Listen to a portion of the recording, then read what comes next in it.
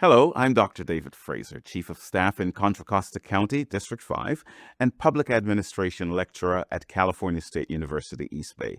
I am also the author of Grantcraft, the Practitioner's Guide to Strategic Funding for Public Service, Healthcare, and the Nonprofit Sector. Welcome to this special video series, How to Write a Winning Grant Proposal. It was filmed live at the Crockett Community Center in western Contra Costa County, California. Nearly 200 participants joined us for this full-day seminar hosted by County Supervisor Shanelle Scales-Preston and sponsored in part by Phillips 66. Whether you work in local government, in healthcare, or the nonprofit sector, this series is designed to strengthen your ability to turn great ideas into well-funded, measurable programs. Over the course of the day, we covered the complete life cycle of a successful proposal through 5 sessions. Session 1, conducting a feasibility study, understanding the state of philanthropy, and getting acquainted with potential grantors. Session 2, the language of grant writing and the essential parts of a good proposal. Session 3, program evaluation, measuring and reporting success, and developing a logic model. Session 4, creating and managing a grant budget and financial and program reporting. And the concluding session, the ethical framework of grant writing and closing reflections. Each video in this series represents one of these sessions, allowing you to learn at your own pace and revisit key concepts as you build your organization's grant capacity. Each video will also have chapters, allowing you to go directly to the sections you would like to view. I hope you'll find this series both practical and inspiring, and that it helps you craft proposals that not only attract funding, but also advance your mission with integrity and measurable impact. Let's get started with Session 1, conducting a feasibility study and understanding the state of philanthropy.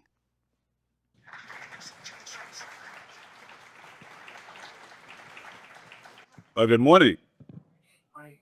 All right, so I just needed you to know it's not a disclaimer, it's just informational. I'm a former preacher, so there are those occasions when I get a little excited about my topics that I really enjoy. So be prepared for that. Now, that said, I had roughly 4 hours of sleep last night. Now, that's not terribly uncommon, right? But there are 2 sort of caveats with that. One is that I would strongly urge you, if you are like me, an adult attempting orthodontic work, don't schedule your adjustments the day before a seminar.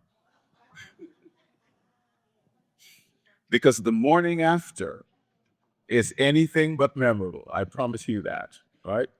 Number 2, I am in the final stages, as in the final chapter of my next book, Promoted into Incompetence.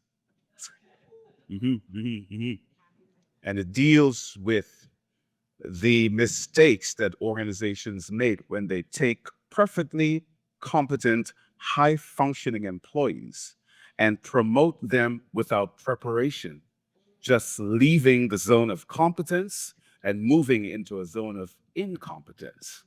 And that is scheduled for publication early next year. And so I'm sort of compulsive about the topic. And so at 12 o'clock, when I should have been in bed, I was looking over chapter 10 and finding every conceivable error there was, even though this is my 6th time or so reading it. All right. So there is that as well. But more than that, I will say this. I spent a good number of years talking about, writing about, teaching about grant writing and grant making. Now, those are 2 opposite sides of the same coin. Grant makers award grants, develop strategies for distribution of funding. Grant writers typically apply for grants, and they propose how to meet the requirements that are set forth by the grant makers. I've had the distinct privilege of being on both sides of that. currently mostly on the side of being a grant maker through the administration of our Keller Canyon Mitigation Fund, and now adding two other community benefit funds that will sort of become a part of my portfolio. So as Armando mentioned, I read roughly 100 proposals per year in that space. And then among my graduate students, I probably read another 40 or so proposals each year. So I go through a lot of them, a whole lot. I read with a critical eye, but I also read with a sense of emergent trends in grant writing and what has changed over the years, and much has changed. In June, we conducted one of these all-day seminars in Bay Point, the other side of the county. There is another side to this county. You do know that, right? All right, just checking. All right. And it's interesting because between then and now, I have significantly revised the content I'm presenting. So if you are in Bay Point, you will discover here today that there are things we never talked about because the industry is constantly evolving. It is constantly changing. And because I'm a practitioner as well as an academic, I spend a lot of time tracking and tracing those changes so that I'm well equipped to help equip you. This is the second of these seminars in the month of October.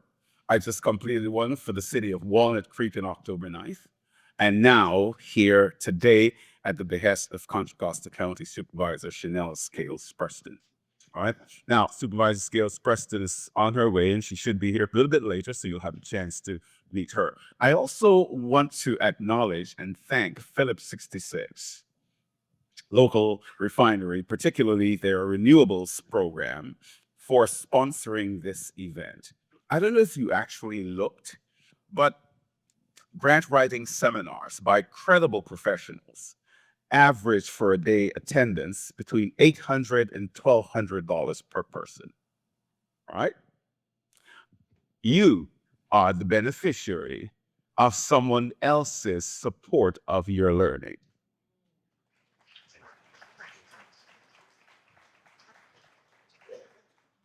So, Phillips 66 is making sure you're well fed today and hopefully not overfed so you don't fall asleep.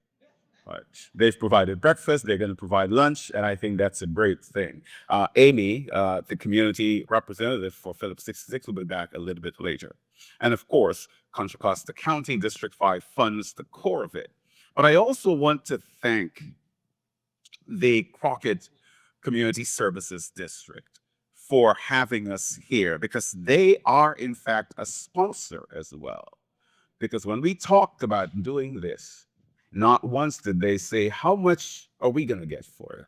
Instead, they saw themselves as partners in this endeavor, and they welcomed us here. They had staff open up. I don't know where Jenna is, right? They've really just rolled out the proverbial red carpet for us, and we're glad to be here. Thank you, Crockett CSD.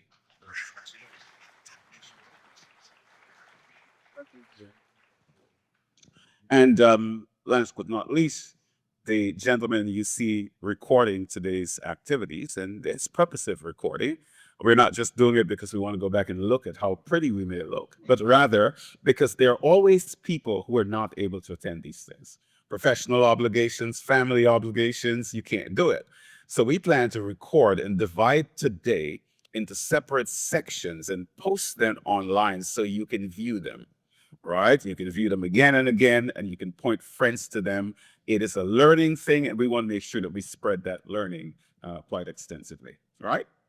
So the recording today is being done by Take One Video. Jason is the head of that operation, and they're making sure that we get everything. So, you know, any complaints about how you look, talk to him. Right? I've just begun my 21st year teaching at California State University, East Bay. I began in 2005. And when I began in 2005, the chair of the department said to me, I like you. I know what you're capable of. I want to hire you, but I don't have a class for you to teach. He said, I tell you what, I have an elective slot would you please design a course and propose to me? And I said to him, well, that's easy. I'm going to design a course called Grant Writing, Research, and Administration. I said, those who are studying public administration can certainly benefit from that. And he said, deal. And I taught it the first time in the summer of 2005. And then every year. But about 10 years ago, our department added a new degree program. So for many years, we were the largest standalone Master of Public Administration program in the entire United States. But the department wanted to add a new program, the Master of Science in Healthcare. And the new chair, Dr. Tony Fogarty, approached me and she said, David, can we tailor this more towards the healthcare sector? And I think it is so important that we need to make it a required course, not an elective. And so I designed a course for the department and the university called Healthcare Program Development and Grant Writing, HCA 642. It was taken to the faculty senate, it was adopted, and now it is a requirement in the final term of the Master of Science in Healthcare Administration. So that's what brought us to this point. So I bring a sort of a multidimensional perspective. There is the nonprofit side. I spent a lot of years in nonprofits, right? I was the regional vice president for Volunteers of America for several years. I worked in Catholic charities. I was an executive with the New York Urban League. So I've got a long history in the nonprofit sector until Jerry Brown came along in his mayoral campaign in the late 1990s and grabbed me over to the public sector, where I went to the city of Oakland and became the chief development officer. And so I stayed in the public sector since then, but kept my hands and my ears in the nonprofit world as well, right? So that gives you a sort of a framing, right? Everything we do, everything we attempt to learn must be put in context, both historical context and the present circumstances, the present issues that affect what we learn. So that's the reason for sharing that bit of information with you. And so we've got a long day ahead. We've got a lot to cover, right? But I'm going to try to not get overly excited, right? But I hope you're going to find this very, very useful. I want to thank Armando Carrasco, who presented me just a few minutes ago. Armando was a student in the Master of Public Administration program. And I remember teaching a couple classes, research methods was one of them, and of course the graduate synthesis, which was a comprehensive exam. And I didn't know at that time that Armando worked for Contra Costa County, but I'm always looking out for promising students who will contribute richly to the public administration sector. And I read what Armando wrote, and I thought to myself, this is a talented man.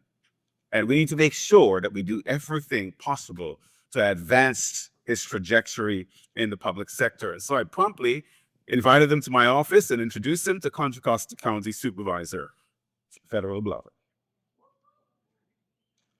And I said, this is someone to watch. And he said to me, so are you saying we should hire him? I said, that's exactly what I'm saying. And Armando has been with us ever since.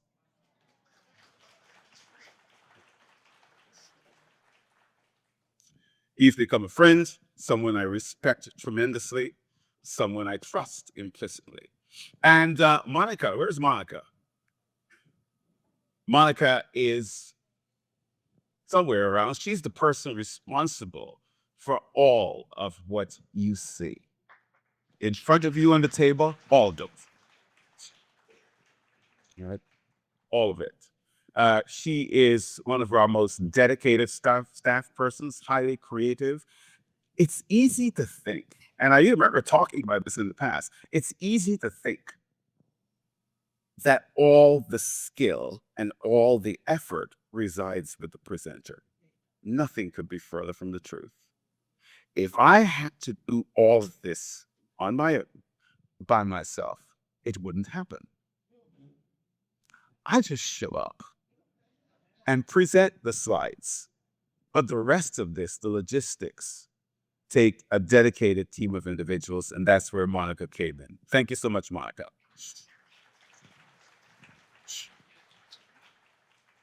So before we get started, let's talk to a few of you. I'll ask our staff to grab the microphones.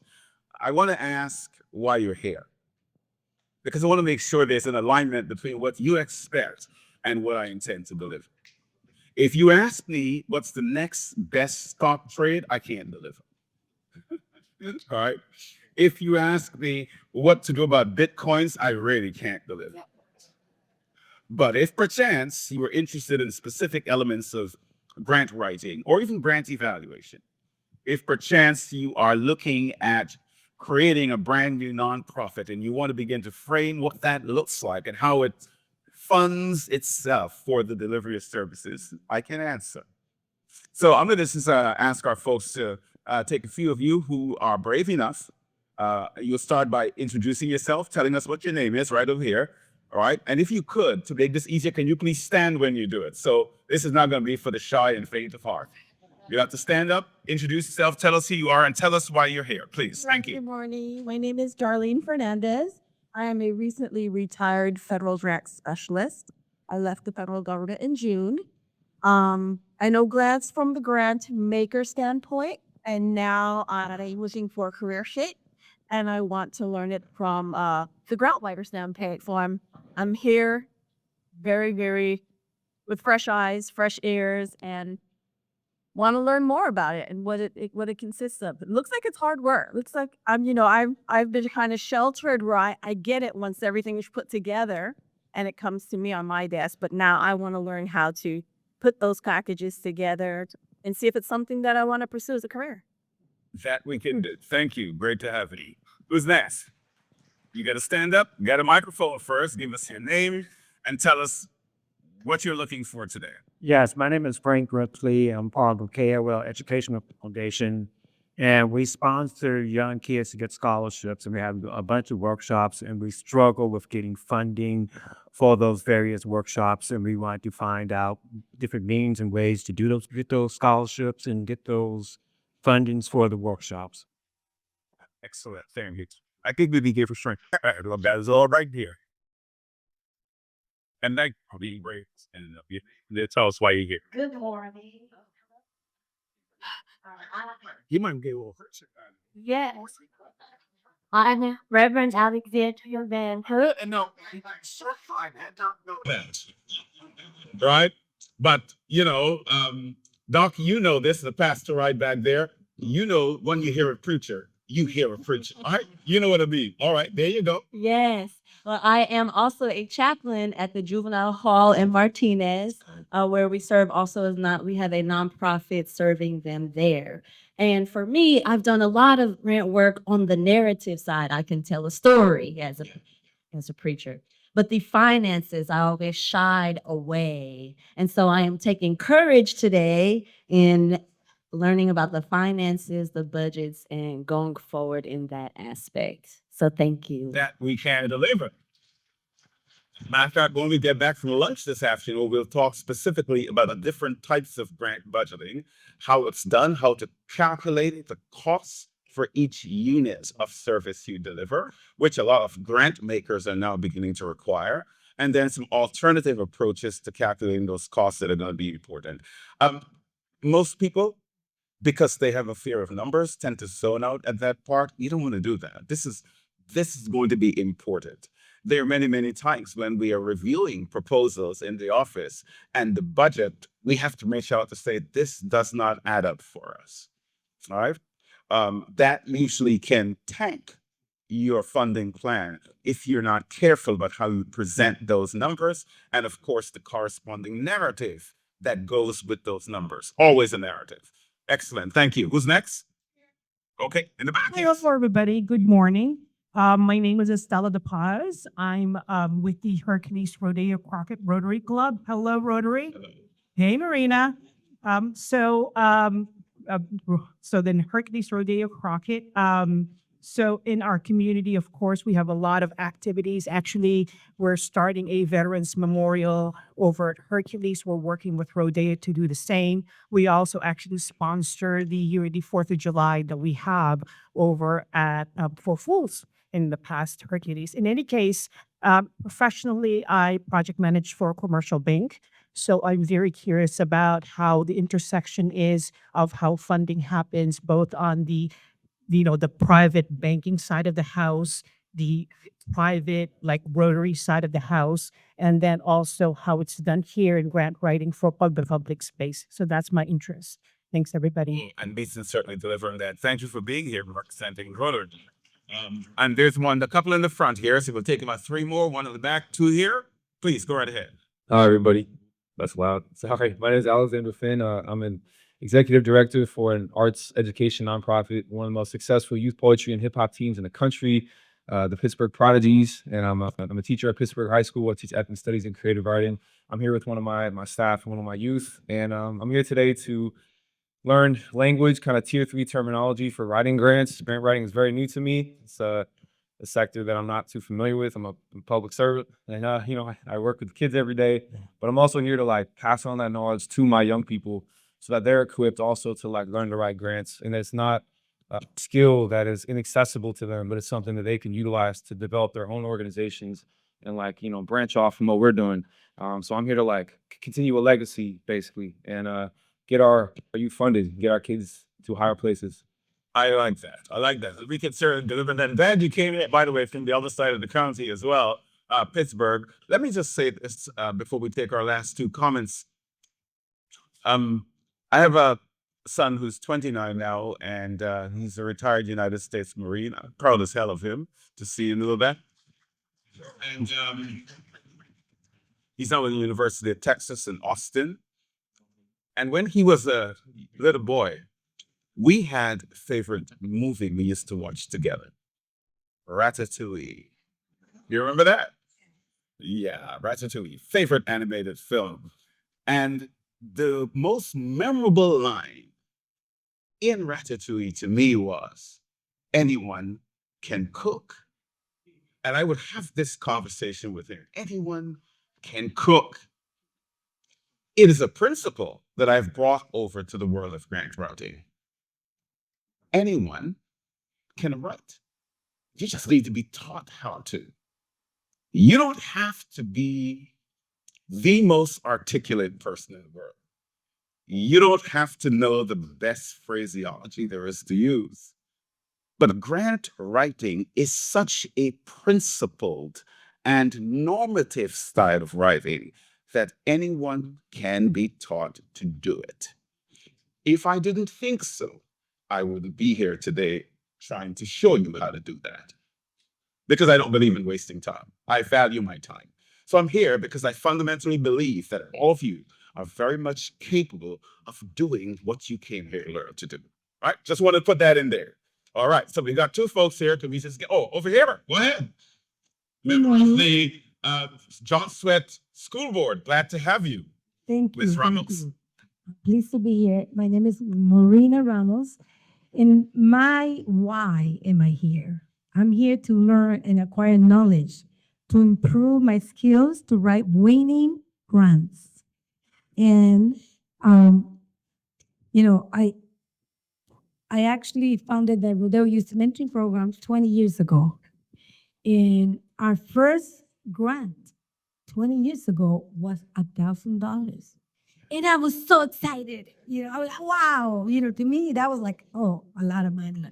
But let me tell you, that $1,000 in our history helped us to make that Rodeo Youth Mentoring Program serve our children for a whole year. How do we do it? I don't even know. But guess what? I'm here to learn, to continue the legacy of serving low-income families and seniors in our community. And I know that we'll get the best today. I already hear it. So thank you, everybody, and have a wonderful day. And Marina and I have a long, rich history together. Great that you're here. All right, and we can deliver that, I think. We have a couple more right here, please. Hi, yes. My name is Ruth Watkins, and I am representing Minnie Bay Todd's Preschool. We have a location in Antioch and also Richmond, California. And we are trying to expand our preschool programs throughout the county and also beyond. And we need funding. So I'm the person that's here to try to learn how to write grants to get more funding for the educational program that we run. And I'm glad you're here, and I think we can deliver that. All right, one more here. Good morning, everybody. Jason Steinberg from Clyde, just over there. I'm here for 3 reasons. A, the Clyde Artists Network is a 501c3 nonprofit arts organization that would love to collaborate with other fellow arts organizations. We serve not only the children of our community, but also the people, the adults, and the senior citizens. We're just trying to build community. And thus the grant writing. A side note, I'm a former photojournalist for the San Francisco Examiner. I have a degree in journalism from San Francisco State. I am a power partner to each and every one of you in the sense that I am a storyteller. I can write, but I prefer to speak with photography and videography like our friend over here, Jason, was it, from First Take? The power of video and photography to go along with everybody's passion that we're sharing here. Please reach out to me throughout the day. I have a digital business card. I would love to connect. And Doctor, I am looking forward to learning more about how to refine the writing. So thank you. And I appreciate for you offering the collaboration very, very much. Now, I don't want to keep her waiting. After all, we are here today because she asked me to do this. Right? Typically, I do one of these things a year. But Supervisor Scales-Preston said to me, can we squeeze in one for West County? And I sort of hemmed and hawed for a bit. But if you know her, persistence is her thing. And she kept coming back at it. And finally, we got the date on the calendar. And before we move on with the rest of today's activities, I'll invite Supervisor Shanelle, Scales-Preston, the Supervisor of District 5, to make some remarks. All right. Good morning. How are y'all doing? You guys look up bright and early, ready to work. Thank you so much for being here this morning. I'm so happy we have an awesome turnout. David Fraser, who does an awesome job of putting together a grant workshop, and we always get a great turnout. Earlier this year, we hosted one in Bay Point, and I think in 3 days, right, we were at capacity. And so every time I would come out towards West County, it was like, when are you going to host another grant workshop? And so I just stayed on it. Like, David, we got to find another date to host the grant workshop. And I'm just amazed to have the same exact turnout. My goals since I've been in office, I've only been in office for 10 months. And so my goal since I've been in office is really to be on the ground, to make sure I am connecting with community, but also providing the services that we do as the Contra Costa County social safety net and things that we could do within the office. I'm blessed to have Dr. David Fraser as my chief of staff and to bring all his skills and knowledge to you all today. But during a time like this, I think learning how to write grants is so important. Yesterday, I was talking to one of our directors at the county, and we were talking about the food stamps program and how the cuts are going to start on November 1st. And the county is going to be a little over $20 million for us to figure out how we're going to help supplement feed for the people here in our county. $20 million for 1 month. So when I think about that, how important grant writing is, because if we're not getting dollars from the federal government, it's you all who are nonprofits, community-based organizations that's already out in the community doing the work each and every day, that are already trying to figure out how they're getting feed on the ground to the community right now. I have different churches that have contacted me telling me they're purchasing food from the food bank with their extra dollars so they can give out money, and that they're already looking at how they're going to apply for grants that they see at the county level, the state level, and through our foundations that's trying to keep us afloat right now today. And so I know that government can't do it all, and it takes people like you on the ground to get that work done. So you all should just give yourself a round of applause just to be here today and making sure you're doing the work for our community. God is doing a thanking for that. So I won't take too much of your time. I just really want today Dr. David Fraser for hosting the second one this year, but then to also thank staff, Vivian and Armando and Monica, who you had the opportunity to see as they were passing the mics or checking you in, and to also thank the Crockett Community Center for allowing us to host it here, and Phillips 66 that providing the refreshments and the lunch today, because we appreciate their support to make sure that we can have an event like this for you all for free. All right, I'm going to turn it over to Dr. David Fraser, and you all have a great, wonderful day, and I'll be here throughout the day. So if you need to talk to me, just come on up and say hi. All right, so our first session, we're going to get started on right away. It'll probably end at around 9:50. We'll have a mid-morning break. So as we get started, I do want to mention what I did earlier in passing, that much of today's content builds on this book, Grantcraft. And, writing it gave me an opportunity to sort of bring together all these collective years of experience that I've been sort of amassing over time. And so what we'll do, I guess, for the rest of today's seminars, we'll take the very principles from that book and we will bring them into seminar format. Let me be clear about something. You don't have to buy it. Let me explain what I mean. When this book was written, I began to think, one, how do we price it to make it accessible? But number two, how do we make it accessible even for those who can't go for a low price? So I contacted our county library system and I said, I would like to bring you copies of Grantcraft so you can add to the library system, and I will waive all the acquisition fees. So our Contra Costa County library system has several copies, which cost the county nothing. The only thing is that they're always checked out. That's the only downside. So they actually created an online reservation list so they can get it to your branch if needed, but it is there. And I'm excited also that it is also in the catalog at my teaching university, California State University, in the academic library. It's in the general catalog, and it's in also a collection called the Faculty Publications Collection. So it's there, and it's everywhere. So much of what we talk about today builds on this, and feel free at any time to borrow it and do whatever you need to do to get to it. And I'm not sure why my slides just decided they didn't want to work anymore. So let's do it. Again, when things fail, they do fail. All right, there we are.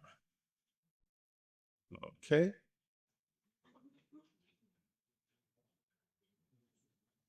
All right, so this gives you sort of a general idea how we're going to flow. At 9:50, 10 minutes to 10, we'll stop, take our first break. You can get some fresh coffee, right? And if you're like me and you started off with 2 cups of coffee and 200 milligrams of Motrin this morning, following that orthodontic visit yesterday, but I'm good and I'm ready to go. And, you can get an idea how the day actually flows. At 12 o'clock, feel free to talk with me. I talk with people during the lunch break, so you can ask questions, and I'll put out some more business cards because I don't think we have any more up there. Put out all the business cards. You can feel free to communicate with me at any time. Now, I will say this because people ask all the time. So can I write my proposal and have you review it? I would love to, if time permitted. I really would love to. But time is often a constraint for me. When I'm finished here today, I've got a stack of papers waiting to complete grading. And that represents papers, and some of my students are nodding their heads, I see them, from the 4 graduate courses I'm teaching this term. So it's a heavy load, right? but somebody has to bear it, right? Right? And why not me? I'm very, very happy to do so. But you can always say to me, look, I've got a section, the critical section of the proposal called the statement of need. Does this need refinement or can it go as is? That I will take a quick look at and give you some feedback. So let's talk then about this: conducting the feasibility study, understanding philanthropy, and getting acquainted with potential grantors. So let's start there and take it from there. Every good proposal does not begin with writing. Every good proposal does not even begin with finding the right grantor. But every good proposal begins with a single question: should I even pursue this? Is it workable? Is it sensible? Is it feasible?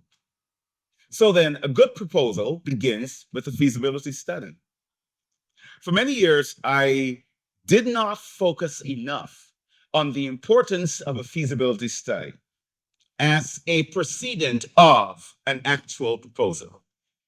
And over the past couple of years or so, I started giving this some more thought, and I took it one step further.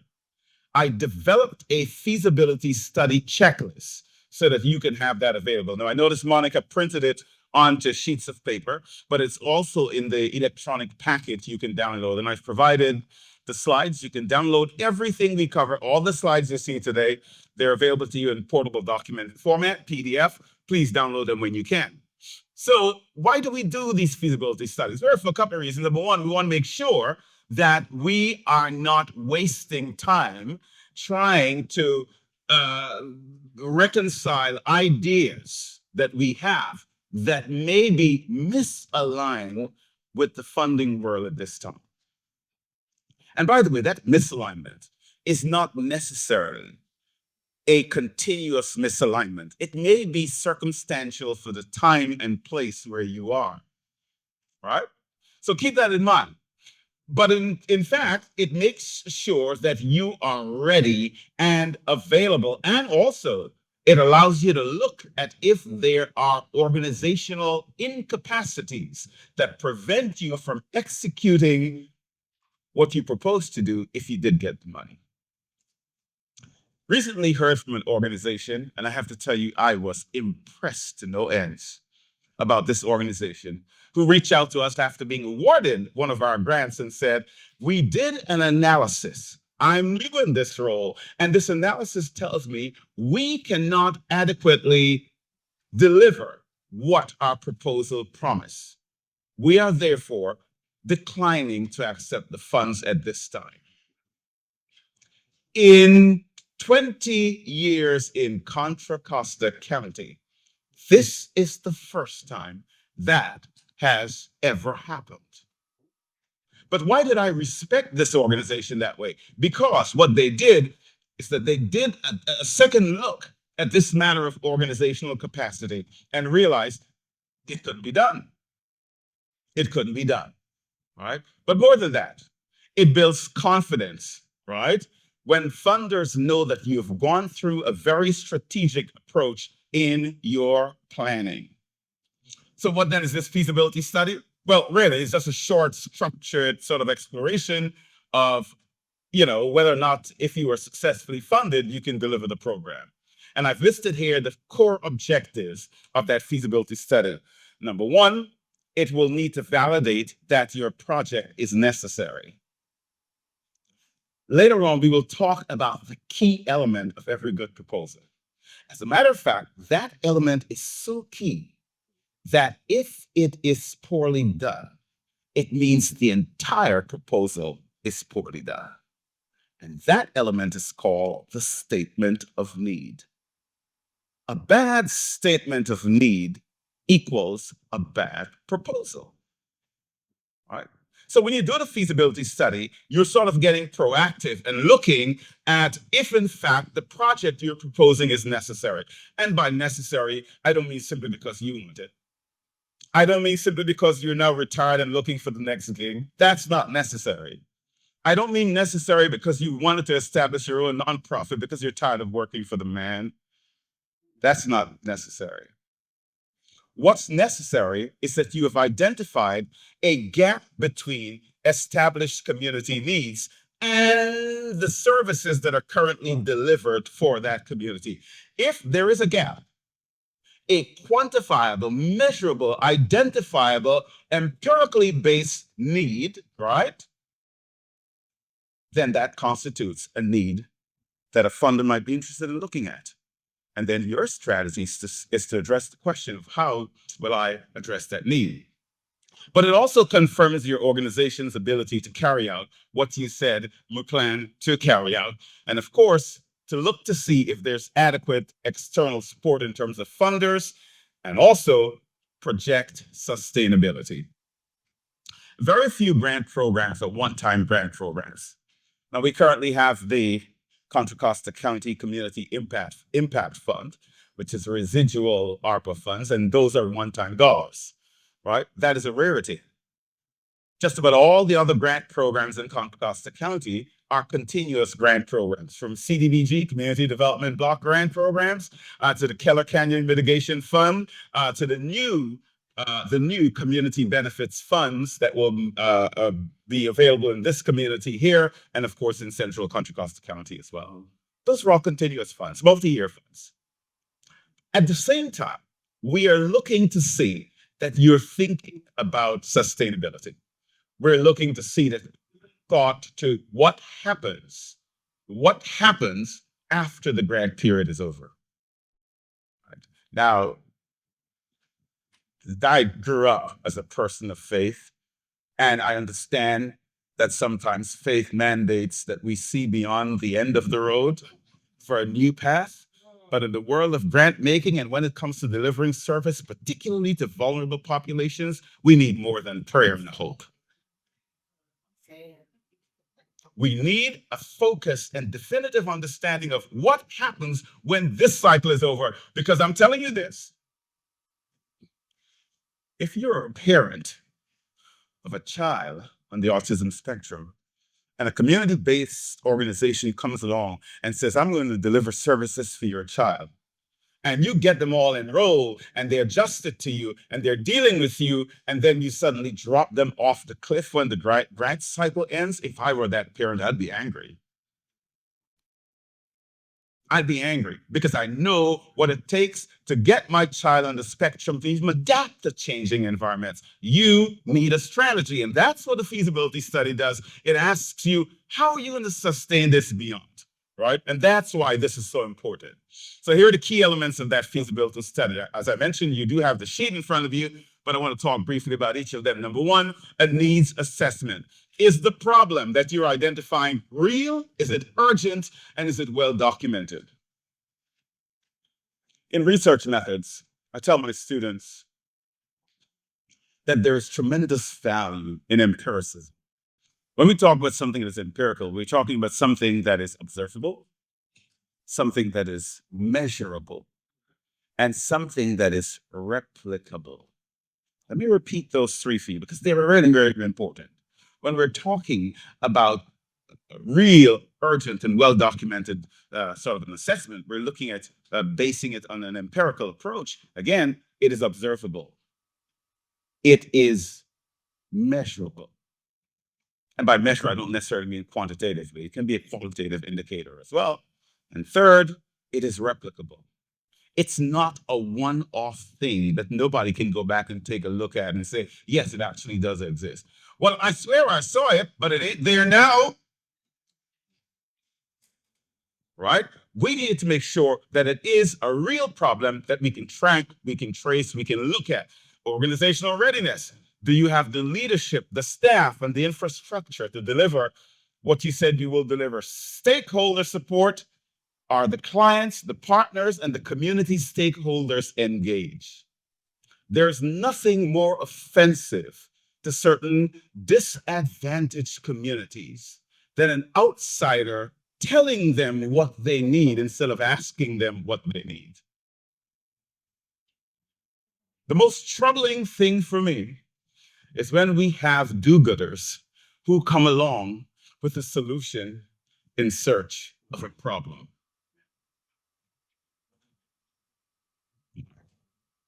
So when you go into a disadvantaged community, right? When you go into a community like Bay Point and in eastern Contra Costa County, that's 62% Latino population. And when you go in as an outsider, not understanding Hispanic culture, history, values, and tell them what you think they need, there is a profound arrogance behind that, and an offensive one, no less, right? When you go to parents with children who are special needs and you tell them what you think a solution is to a problem that they have not told you, that is arrogance. Terrible arrogance. So then, when we talk about stakeholder support, have you engaged the community to determine what they're looking for from you? Or did you just decide how to fix those broken people and now you're going to get grant money to do it? The funding landscape. Are there grantors who are willing to put money into what you're going to fund? Let me tell you something. Later on, we'll talk about what it takes for a grantor to actually want to give you money. There are two elements to it that help them to determine whether or not to give you money. It can be reduced to two things, just two, and we'll cover them later on. But I will say this, all right? You can have the best idea of the world, but if nobody's giving money in that space, a best idea is just the best idea, right? A best idea isn't necessarily a fundable idea. So you have to ask yourself, for all the passion I've put into this, for all the desire I want to make this work, is it fundable? Is there anybody willing to give me money to do this? I've been talking with over many years with individuals who work in the creative arts space. There was a time 20 years ago when foundations gave a lot more money to arts programs for art's sake, because they saw inherent value in those art programs. But then this interesting shift began to take place. And you know what the shift looks like? Now, in order to justify and get funding for many arts programs, you have to tie it to certain other things, such as development, child development. So it's not enough just to say, we want to get money to fund a music program for these kids. Now you have to say, here is how it's going to help their cognitive development. And here are the cognitive measures we'll use. And here will be the cognitive indicators. Then they're zoomed in on cognitive. And guess what? The kids play the violin is just incidental, quite frankly. So the notion there of funding arts for art's sake, that shifted away. Now you have to play the game and write and say it in the language that the funders are willing to embrace. If you fund this violin program, if you fund this band program, here's what's going to happen with these kids. They're X% more likely to finish high school and go on to college. That's what they're looking for. That's what we are looking for. Because when I see a program like that, that's what I'm looking for. All right? I'm not looking for you to just offer entertainment. I'm looking for you to offer something that is truly developmental in nature. And then, of course, there's the matter of sustainability. Here's some more. Risk awareness. Have you identified the potential risks if you were to go ahead and do the program that you're proposing to do? Everything comes with some measure of risk, don't you think? And then there is this, equity and community impact. Let me say this, and let me say it unabashedly. Regardless of trends in the federal government that vilifies the notion of equity, as a grantor, I'm still interested in how you equitably distribute the resources that you have.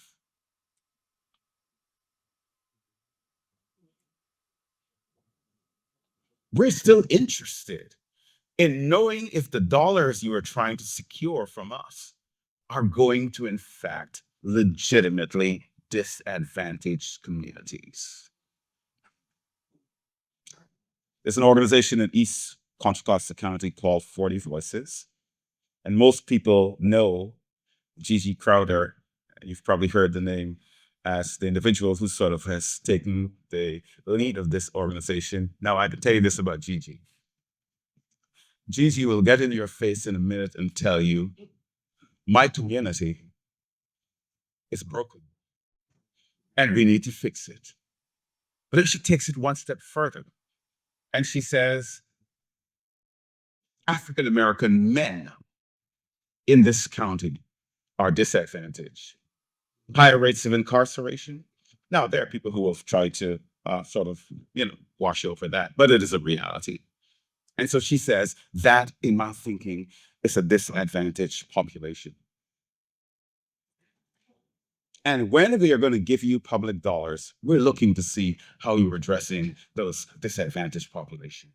For years, Bay Point, with its 62% Latino community, had and still has the highest water rates of any community in Contra Costa County. Yet, it is economically the most disadvantaged of all the unincorporated communities. How on earth you say does that kind of thing happen? Well, it happens because a for-profit company from Southern California buys the water rights and charge the poorest the highest, and get this, has the highest level of contaminants in the water of any community in Contra Costa County. And you tell me that as a grantor, I should not be interested in equitable distribution? Not as long as those types of structural inequities continue to exist. So when you're writing, think about what you're saying to me as a grantor. Think about what you're saying to the foundation you want to do with those communities. And ask yourself, is this fair distribution? Is this equitable distribution? Next, I'll move on. I won't ride that horse forever, but I can. Right? Timeline realism. The time in terms of if, in fact, and most grant cycles are 1 to 2 years, 12 to 24 months. The majority of public agencies, other than the federal government, I think their fiscal year begins October 1st and ends on September 30th of the following calendar year. In Contra Costa County, our fiscal year begins on July 1st of one year, ends on June 30th of the other. There are some occasional grantors that have a cycle that matches the calendar year. So the calendar year and the fiscal year are one and the same, right? But you need to ask yourself, within the specified time, can I deliver this? Is the timeline realistic? Can it really be done? And then finally, budget alignment. Does the budget support what you say you're going to do? Now, here is one of the worst kept secrets about small nonprofits. Their operating budget is typically a hodgepodge, no pun intended, Dr. Hodge, but it's a hodgepodge of funding. So most nonprofits really operate on a hodgepodge of funds. And I think that's important, all right? And all of these I've mentioned here, the internal readiness, your readiness in terms of surveying the landscape. I want to come to this particular slide because I want to make sure I cover this part about what signals that your grant, your program is likely to be fundable. Here are some positive indicators. Number one, the funders list similar programs in their portfolio. Grantor agencies are happy to tell you what they funded in the past. In the Keller Canyon Mitigation Fund that we administer out of our office, it is public knowledge what we funded. It goes to the Board of Supervisors for approval. It's posted everywhere. Everybody knows who got money. And not only that, everybody has a summary of the type of program that was funded. So what that means then is that you need to look at that particular grantor you were thinking of applying to and ask, have they funded programs like this before, right? Next, does the language of their requests for proposals, and when we come back after the break, people become familiar with some of the terminology because I spend an entire section on that, right? Well, maybe before we go, we'll see, right?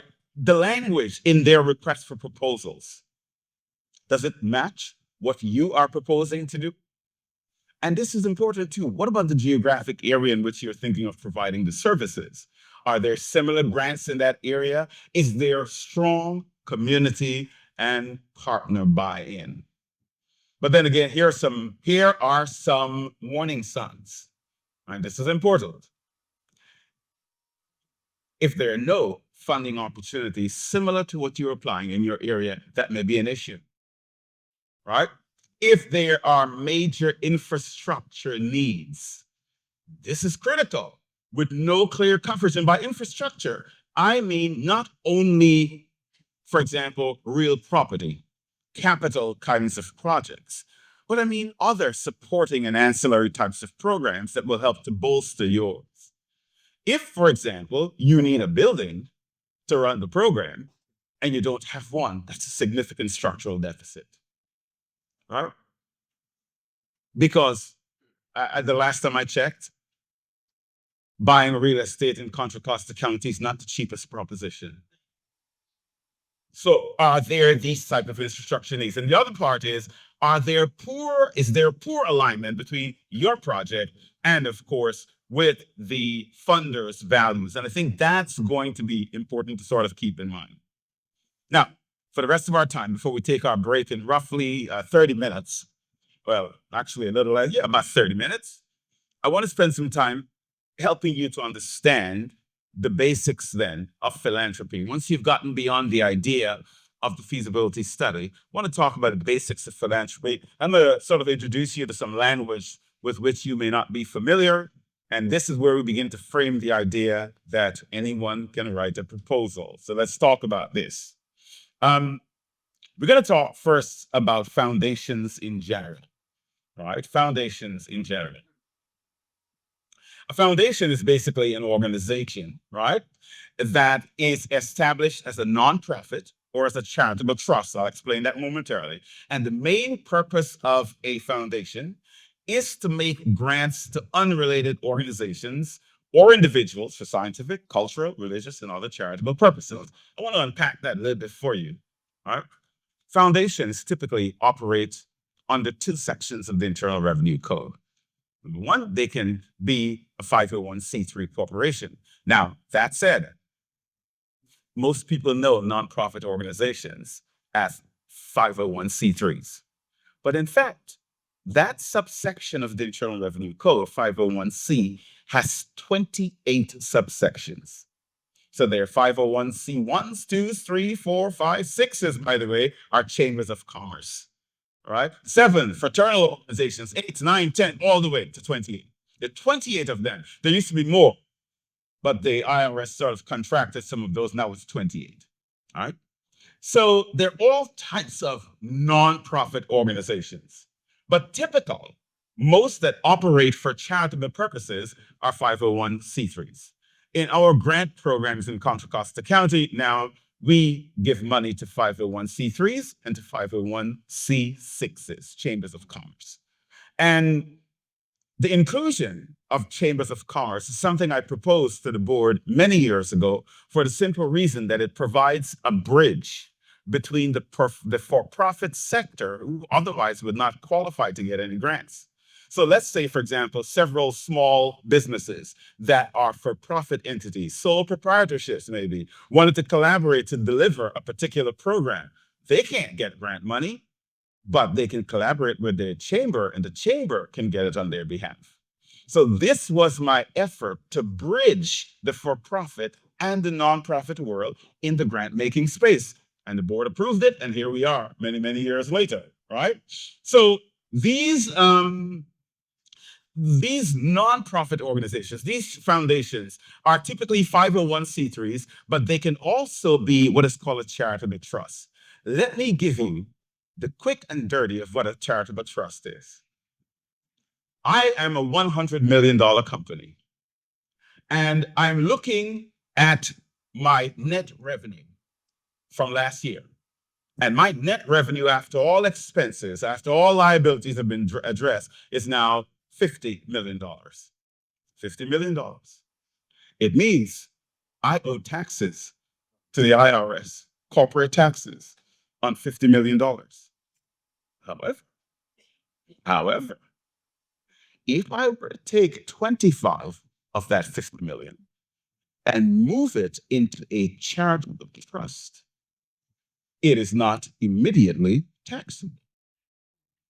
But wait a minute, you said not immediately.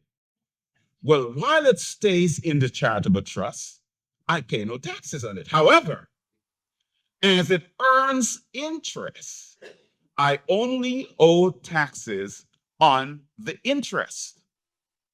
But what if I use the interest I earn as grant-making activity? Then what do I owe taxes on? Jackpot. The idea of establishing foundations as charitable trusts goes back to the days of the railroads. The railroad barons, they were looking for ways to protect their money. They were not looking to feed hungry people or to develop safer working environments. It was nothing of the sort. Yes, the railroads did collaborate with some of the nonprofit organizations of the day to help individuals, but they had a financial motive behind it. The charitable trust. For you as a grant writer, an organization seeking money, you don't care what kind it is. You don't care if it's a 501c3 or 501c50 for that matter. There is no such thing, right? You don't care. You don't care if they're a charitable trust. As long as they're willing to fund the program that you need to address the community need, that's what matters. But understand the context in which they do their giving. Why does the context matter, really? Well, there are occasions when the corporation that is funding a particular charitable trust may not align with your moral and ethical ideology and framework. Years ago, when I was at Volunteers for America, something interesting happened. We were in the heart of the whole, and I'm sorry, the sun is coming in some of you. You may need to shift for a while and then move back later, right? I mean, you look great with that sunshine in your skin and all, but you know, you can shift around a little bit while the sun is going over there. So again, I was working with Volunteers of America and something interesting happened. That's the time when the tobacco companies were being taken to court and were losing. And so one of the tobacco companies came to Volunteers of America and said, we're going to offer you X number of dollars. And immediately the board went into a tizzy. Half the board members said it's blood money. The other half said, yeah, but they should be paid because they caused the addiction. So they should be helping people to get out of it. And so there was this ideological rift between should we take their money, shouldn't we take their money? Fast forward to the end of the story, they took the money and half the board resigned. So sometimes it can matter, in fact, what type of organization it is giving the money and if it's a good ideological fit for you. So here's some types of foundations. They're what we call independent foundations. And now these are not mutually exclusive. There are community foundations, such as the San Francisco Foundation. Another community foundation is the East Bay Community Foundation. But I want to talk about this one because this is one you need to know for the purpose of avoiding operating foundations. Under federal law, operating foundations use up to 85% of all the revenue they take in to fund their own programs. Most operating foundations do not give grants to the community. This becomes an interesting thing when I give students an assignment to go find potential funders in that healthcare course I talked about earlier, HCA 642. Many of them come back excited with a list, and I go through and I said, nope, that's an operating foundation. They don't give money. Then why do they call a foundation? There it goes again, of course. All right. Why they call a foundation if they don't give money? Because they're allowed to legally. On the IRS regs, I'll give you exactly where this becomes interesting. So if you look at all the community colleges in the Contra Costa College District, there are 3 of them, right? Each of them has a foundation. So when a faculty member at one of our community colleges writes a proposal and submit to a potential grantor and the money comes back, it cannot come to them as individuals. It goes to the college's foundation. It becomes the repository of granted money to the college and its faculty. Similarly, at my university, Cal State East Bay, we have the Cal State East Bay Foundation. right? All faculty grants come to the foundation, right? We don't get any of it in our pocket. So if I want to do research, all right, I want to do research, for example, checking to see if there's a correlation between race and ethnicity and the attention that public officials give to particular communities. Hint, hint, hint to my grad students, right? If you're going to study something like that, right, and I apply for a grant to conduct that study, and that grant is awarded to me from a major foundation, and I'm doing it via the auspices of the university, I don't get that money in my pocket. It has to go to the university foundation. So that's an example of an operating foundation. And again, it might not work extremely, extremely well for you. I have a few here of well-known foundations in the area. The Andy Casey Foundation. Anybody knows where the name Andy Casey comes from? Foundation? It's a big national foundation. How many of you have heard of a company called UPS, Brown Vans? Well, Annie Casey was the mother of the founder of UPS. And so he started the foundation and named it for mom, right? You know, Bill and Melinda Gates Foundation, you know, the East Bay Community Foundation, the Wyatt H. Soda Foundation.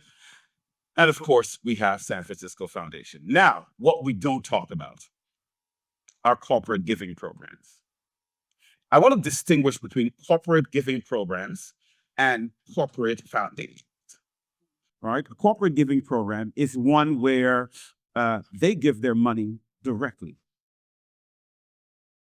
An example of a corporate giving program, what Phillips 66 is doing here for you today. They're not routing it through any sort of a nonprofit entity so that they don't reap those tax benefits, but they're giving directly from their profits. They're giving to the community, right? One of the most popular corporate giving programs actually out there is by the Gap. You heard of the Gap, right? And a lot of people don't know about these, but what I've done here is put a sample of several other corporate giving programs that we may not know about. Apple has one of the major corporate giving programs. Apple does not, they don't have a foundation. They never have had a foundation. And then, of course, you have Phillips 66 over there. Chevron is one here in West County. Wells Fargo Bank. I remember many, many years ago, one of the vice presidents regionally for Wells Fargo was one of my grad students earning his Master of Public Administration. And I introduced him to one of my favorite nonprofits in East Contra Costa County. And I said to the executive director, this is somebody you need to know. And I made a couple turns and want to click my heels together, if I could, if I did wear heels, click my ankles together, and I turned back, and that VP of Wells Fargo was on their board and became a major funder of most of their operations, right? A great corporate partner, State Street. Now, many of you may not have heard of State Street because State Street is not your regular bank. They're an investment bank, kind of like Goldman Sachs, right? So I'll give you a quick story behind State Street and how I got to know of them. Remember my son, the 29-year-old Marine? Well, when he was a little boy, we were in Walgreens. You can tell how long ago this was, right? Eons ago. He was probably, I don't know, maybe 8, 9, then we were in Walgreens, and we were going in there, and this is over in San Leandro, and there was a woman in there with her son, who was a bit younger than my son. The difference is my son was walking and holding my hands and being very civil. That's with his pre-Marine days. And her son was on the floor, screaming and demanding that she buy something. And I could see the frustration in her face. And I turned to her as a fellow parent and I said, this too will pass. And she smiled. And then she says, hi, my name is Kim. And I said, hi, Kim, David Fraser, great to meet you. And she asked, what do you do? I said, I work for a nonprofit. I work for Volunteers of America. I'm a regional vice president. And she says, oh, okay, that's great. I work for State Street. And I said, for whose street? She said, for State Street. I work for State Street. And she went on to tell me that State Street is an investment bank based in Massachusetts, but they have an office in Alameda. And I said, wow, that's interesting. So she said, you know, I was just thinking of something. You said you work for a nonprofit. We have a grant program, you know. I said, oh, tell me more. And she began telling me about this. And I'll tell you this little secret. She said, we can give up to $10,000 from our local office. And then if you go national, you can get up to $100,000. And I said, oh, we need to talk. And she says, but you know what's important?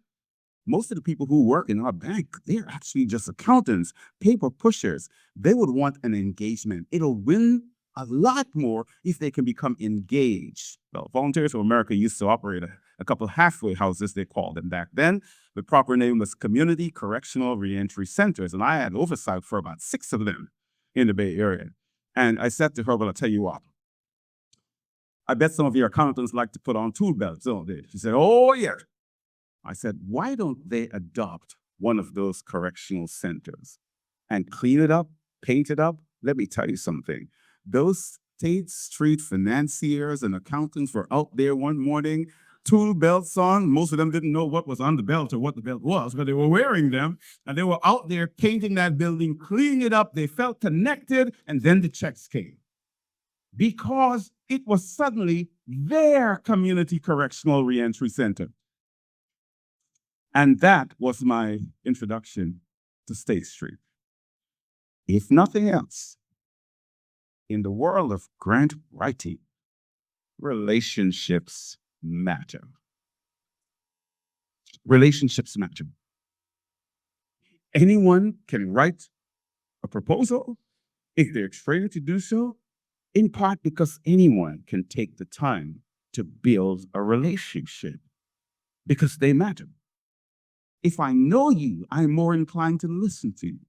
If my hands are in with your hands, then I'm more likely to support you, to embrace you, to encourage you. And so that's an important lesson I want to make sure that you have today. Now, that's it. And we have about 15 to 20 minutes till our break, so we're doing just perfectly fine. There are things that influence the grant writing world and the grant making world. The economy, current events, regulatory issues, Sarbanes-Oxley, for example, the demographics, politics. I want to go quickly to the next to last one, the demographics. Demographics actually influence giving. I said this several years ago to some of my students, and they kind of looked at me like, yeah, right. I said, listen, there's a history and enough data to demonstrate to us that poorer people give more per capita than rich people. And they said, okay, yeah, I suppose I can see that. But are you ready for this? Women give more per capita than men. And are you ready for one more? Religious people give more per capita than non-religious people. Now, this may very well be tied to the fact that churches have a system of systematic benevolence. Whether it's tithing or whatever it is that they do, they have a more systematic approach. And the fact that people are encouraged in faith communities to return to their community, to give in service of their neighbors. I say to people all the time, let's be clear about one thing. My philosophy is this. What I have is great, but I'm happier if my neighbor has the same. That is why I've never had any objection, my friends, to paying a little bit extra on my taxes just so my neighbor can get the health care that I have.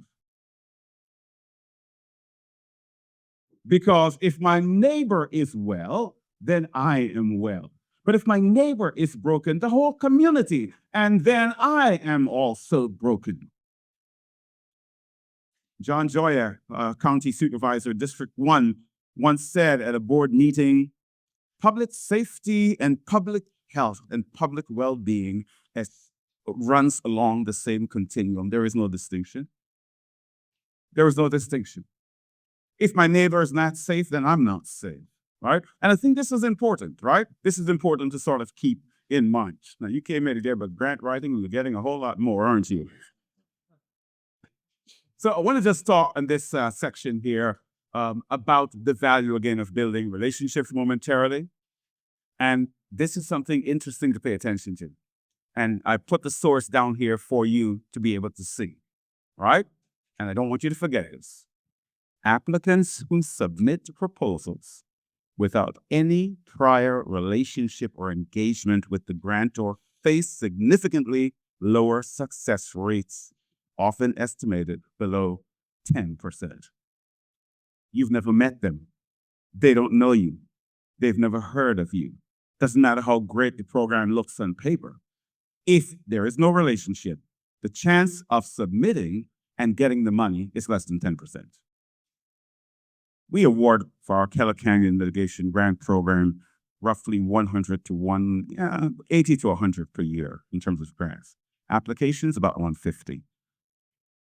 Known entities stand a better chance of being read in detail and being empathized with. And I think that's important. So how do you get to know them if you're brand new? Well, I've got some tips here for you. Number one, attend bidders conferences or public meetings that the grantors are holding, even when you are not applying. All right? So just imagine, don't you feel a little offensive when you get that call and they said, hey, I'm asking you for a donation? You don't know who they are. You've never heard of them. You have no connection to them. It's irritating, isn't it? But guess what? If the first time a grantor is hearing from you is when you ask them for $100,000, that's the same reaction. So for many years, while working for Volunteers of America, I would successfully get these grant awards to run programs in Oakland and Alameda County, both with the Federal Bureau of Prisons. And yes, I do have a background in community rehabilitation, right? And also what was then called the California Department of Corrections. They didn't add the "and" rehabilitation yet in those days. And people would ask me, how do you always seem to successfully navigate this?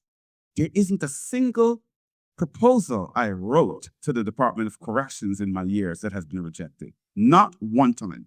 And here's the key. It is not simply because, well, you're that good of a grant writer. No. But I'm that good at relationships. I made a point, even when we were not applying, of showing up to all the CDC now are, right? Bidders conferences, introduce myself to the program officers, introduce myself to their superiors. After a while, they knew who I was. Because I didn't come swinging and asking, I came introducing and building. That's the key. And you want to hear how that manifested itself? An organization in Southern California hired me as a consultant to help prepare their application to the CDC. They saw that we had great success. So I took what was a public document at that point and shared with them a past successful proposal. Went through the training with their staff, and that was that. This was in Ventura, California. They flew me down. They even gave me a really nice hotel room, so much so I wanted to stay an extra night or two. Right? And it was really very wonderful. But about 3 months passed, and I was sitting in my office one day, and a call came in. It was a senior manager at CDC. And she said, David, we just received an application from an organization in Southern California. But I remember reading a proposal that you wrote, and it looks like more than 75% was just taken from that proposal. Do you know anything about this? And I explained to her the context, right? The context.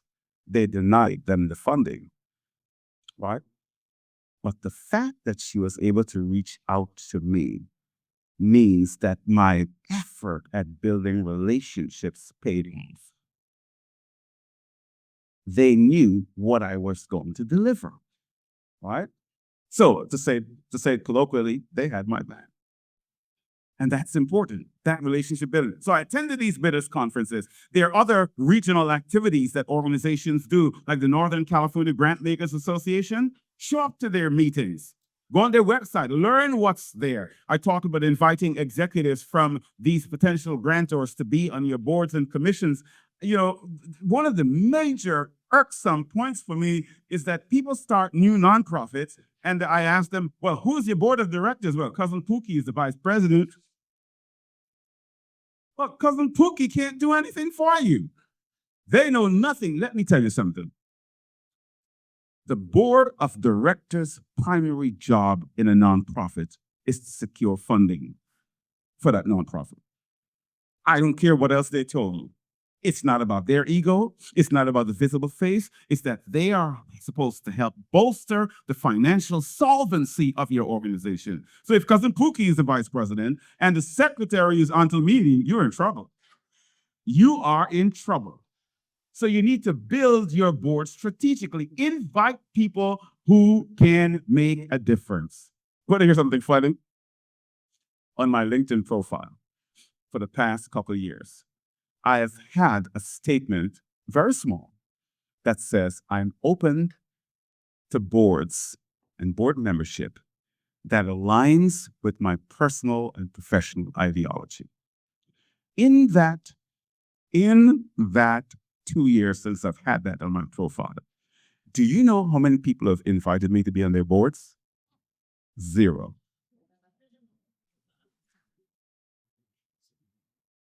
Now, bear in mind, fundraising is what I know.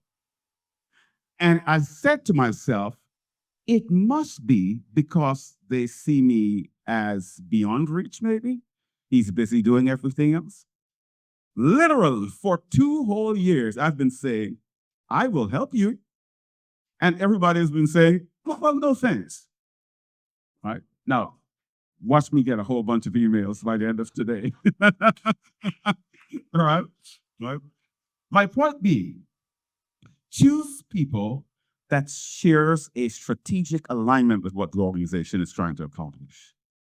For me, anything dealing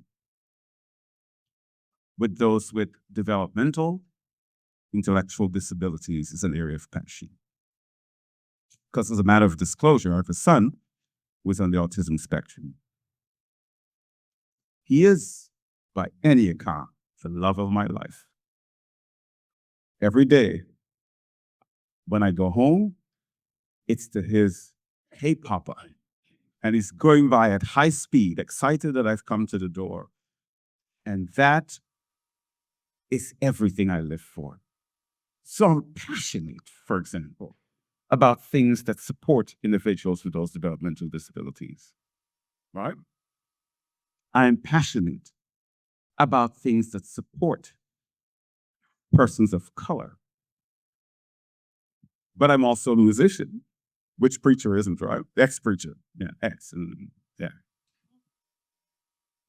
And because I'm a musician, I'm passionate about the arts. And I'm passionate about the arts as it relates to children, just so you know.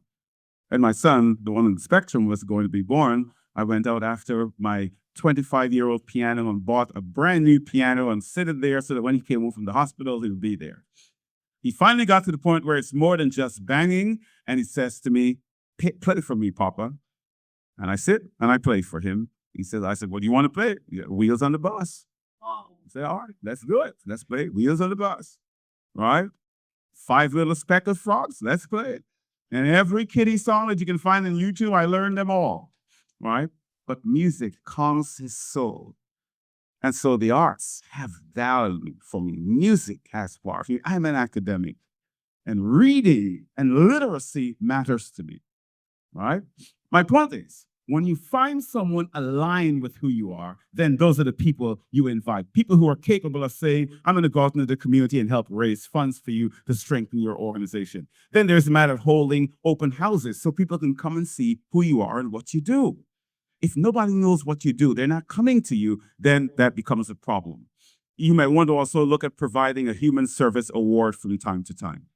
It goes a far way. There's an organization that I passionately support. They used to be called for many years Court-Appointed Special Advocates of Contra Costa County, CASA. They just renamed themselves. They're now called Child Advocates of Contra Costa County. And I was at their annual fundraising gala last Saturday night. And on stage, they were presenting an award to guess who? Congressman Mark DeSaulnier. Because of what I do, I'll understand how strategic a move that is. Because I can assure you, when it comes to appropriations time, he will remember Child Advocates of Contra Costa County. When it comes to talking about organizations that he wants you to support, then that will also be the case. All right, now, we are going to do just about 5 more minutes if this thing will come back on, and then we're going to take our break as I pause. So give me a moment, please.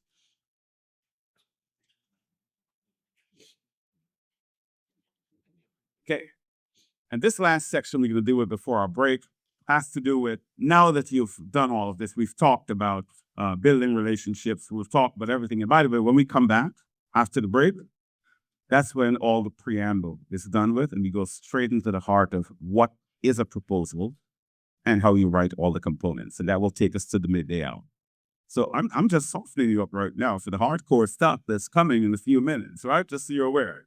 So how do you determine if you are likely to be funded? Number one, make sure your project is clearly defined.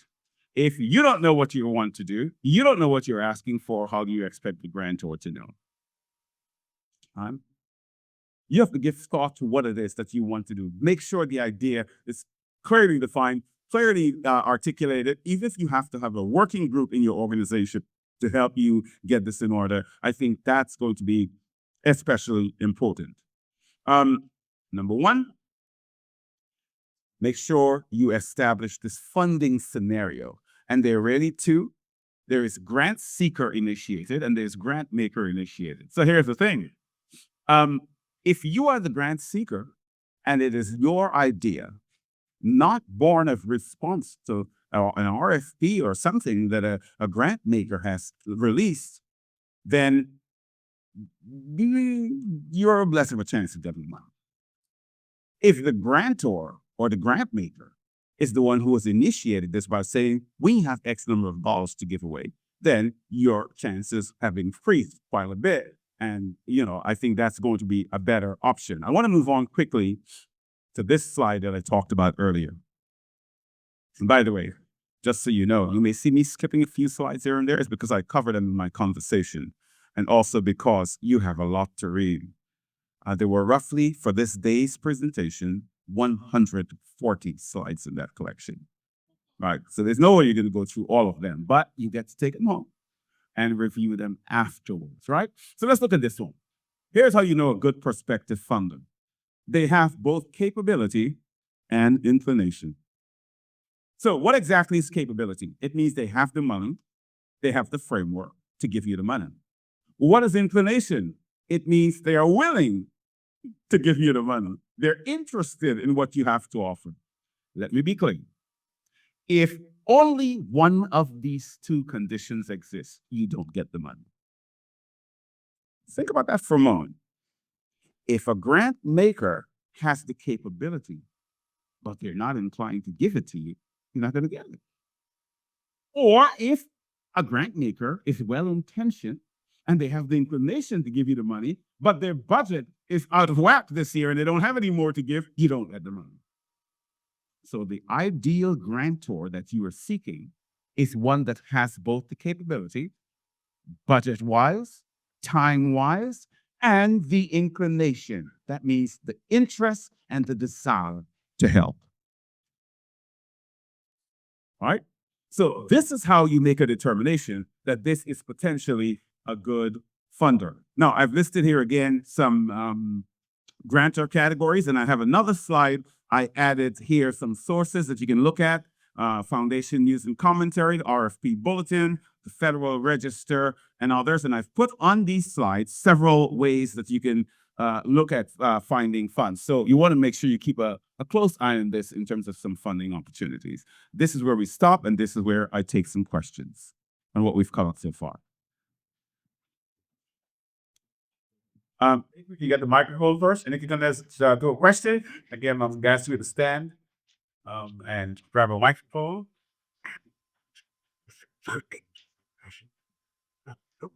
The gentleman this is first. And so we'll get him a microphone. Armando, Monica. Thank you. Oh, no, we need to have the audio recording. We have a missing microphone. Okay, we'll go to the gentleman first, and then we'll take the rest of the questions. And unfortunately, I have to hold on to this one. The film mic has decided it doesn't want to cooperate anymore. Right over there, we'll face you. Where? I've heard that all day, Armando. I don't think so. Thank you.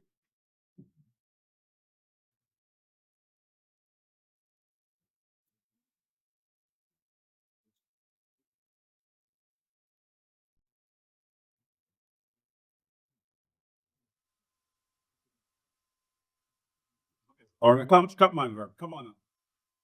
You look like a brave soul. All right. Yeah, absolutely. All right. Yeah. Good. Frank Grimsley, KOL, Educational Foundation. In the need-based, always financial, should not all the financial things, you're support, other than, Absolutely. So the needs don't necessarily have to be fundamental. When we talk about budgeting, I'll cover a part of grants, mapping, and support that we don't talk about that a lot in concept. Right? So what are in-kind services? There's an in-kind service or an in-kind product is any product that has a value, right? Tangible or not so tangible, but it has a numeric value associated with it. Case in point, if you're designing to secure a computer, and Google has decided that they're going to give you a couple of their tablets to use in your education programs, right? That is actually a physical donation, right? And that physical donation is a in-kind one. It has value, right? But you may also want someone to be a receptionist, to answer the phone for you. And when we talk about the budget, we're going to cover this feeding. There's a value associated with that person from the standpoint of what it would normally cost to secure a receptionist. You can do those parts of things as well. So you can certainly request in kind. And I can tell you this, corporations that we first go around are a lot more inclined to treat those in kind things as cash value until they go to those. So that you do rate your very valuable point. All right. But yeah, we'll talk more about it later on Saturday. If you can come on up, please. I'm sorry, we are. So I can short those and typically Bay Area girls about. How do I find out about attending a bidders conference, or what would it be? So thank you. So most grants, including ours, the Keller Canyon Mitigation Fund, we hold what is called a bidders conference that essentially outlines the parameters of what you need to do to apply. We tell you what kind of budget we want, we maybe you have place to fill in for the budget. We tell you what the deadline for submission is, what kind of things you're going to request money for. We require for you to apply to the Keller Canyon Mitigation Fund, but you must have attended the bidders conference. It's mandatory. So bidders conference is an old school term referring to the days of contract bidding. It got carried over to the world of grant writing. So sometimes it's more called a grant meeting or grant conference today. That's all that is. Great question. Thank you. What's next? Question over here. And I'm going to bring the mic to you. So I'm going to get my steps in today. I don't know how to ask this, but it's time to get my heart. So with current administration having all of the buzzword, that basically make a great care application if you're a successful federal grant. How did you any or remind if you anticipate this figuring down with with nonprofit and other grants that don't necessarily in home box center with like grant?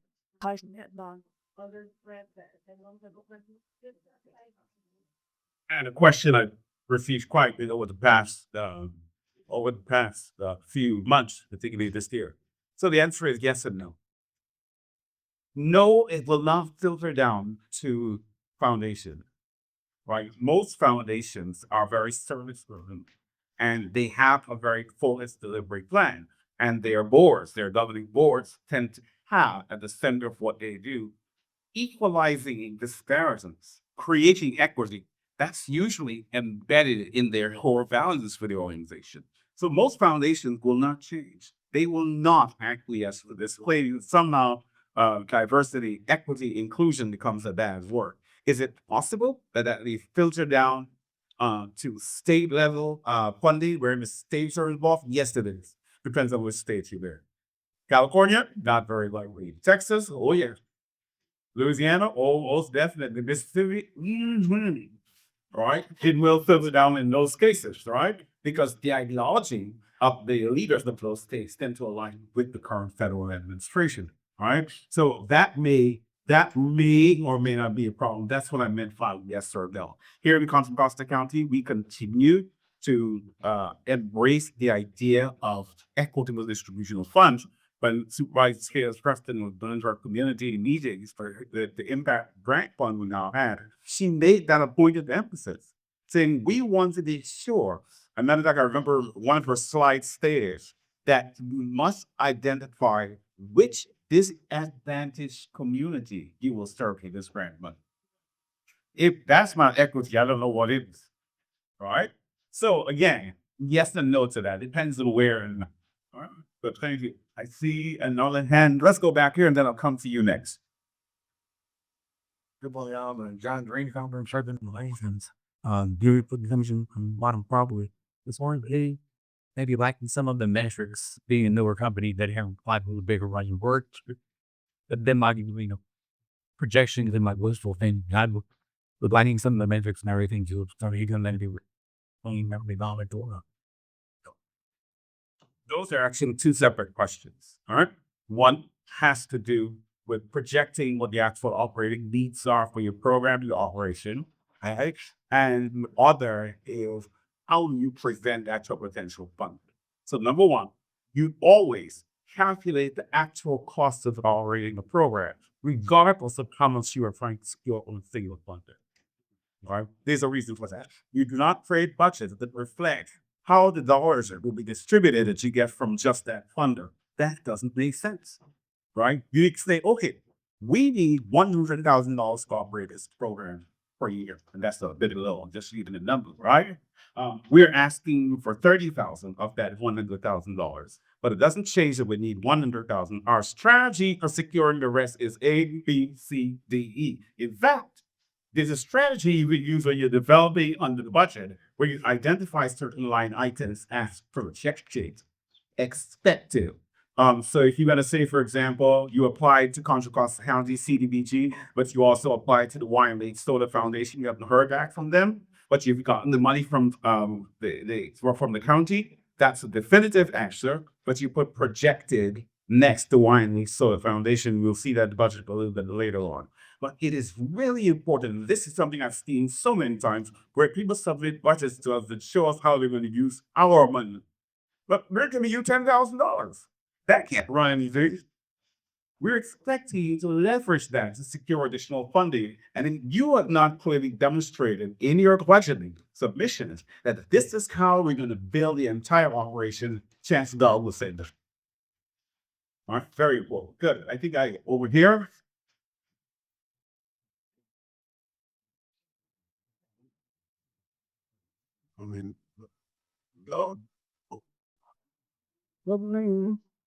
Just listening to everyone those approvals regarding compound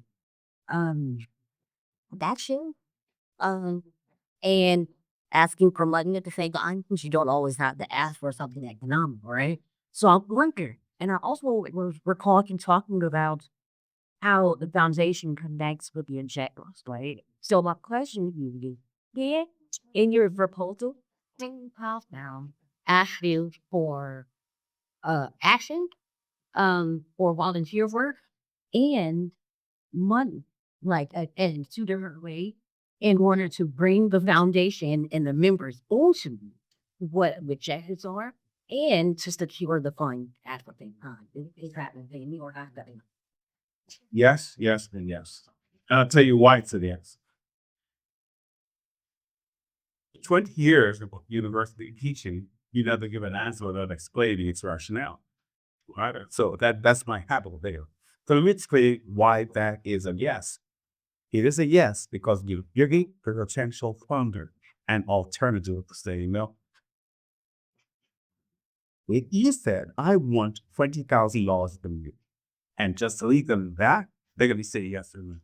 If you, on the other hand, said, it takes roughly $40,000, we're asking you for a cash grant of $20,000, but we were hoping that you could help us with some service deliverables, either by doing this, donating that equipment, maybe used equipment that you are now cycling out after a few years, use computers, or maybe you have first mail that's going to give you some volunteer hours and would like to actually help supervise the kids if they play basketball. We're giving them an alternative to know. Because they don't know she gets it to her. We don't know it's boy enough to give her our money. But hey, did she say that's the supervising kids? We're glad. The next time around, when we ask for the 82 things, we're like the dead boat. That's the rationale. All right, one here. Hi. My question is there a specific strategy or definition in hindsight where they origin with in mind of things? Not really. Not really. So, as far as the county is concerned, I'm by the way, Supervisor Scales-Preston, and I believe I'm accurate, is then you are a person fake. And we don't make any distinction between fake faith and non-faith fake faith. We give the churches or whatever a number of our grant recipients for the California Mitigation Fund and for the Los Medanos Healthcare Fund, which she also oversees, our churches, right? And mosques and temples, right? It is not our view that somehow there has to be this arbitrary dichotomy that separates the faith-based community from service delivery. Listen, churches have been feeding hosts long before grants came along, right? Out of the basements and out of the members' donations, churches have been doing this. Churches have been providing clothes for those who are indigent long before they let grant mothers do it. My argument has always been churches need to now embrace and expand those services and price security grants. And I was talking with someone, I think it was Armando in the office, and I said, you know, I'm really giving thought to creating a small supplemental book that talks about how faith communities can better leverage their efforts of grant writing and secure funding, right? Because that's, again, I grew up in the faith community. I understand that. And so churches have been doing this for a long time. And so there is no distinction. Right? Yeah. I can take one more before we take our break. Right here. I just need if you have any if you can keep for it contact values if you don't have being for the grant that's signed up with the deadline, but for the better what it be for I'm going to ask the opportunity to meet grants we really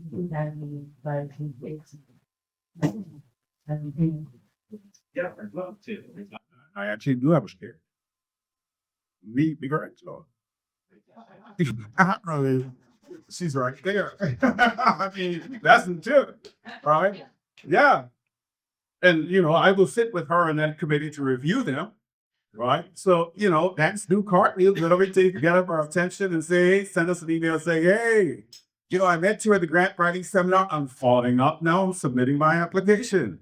All right, folks, we're a little bit behind. If you can just take a 10-minute break, grab some coffee, grab some juice, and we'll come back to talk about the actual proposal. So let's come back at 10 minutes past the hour. Thank you.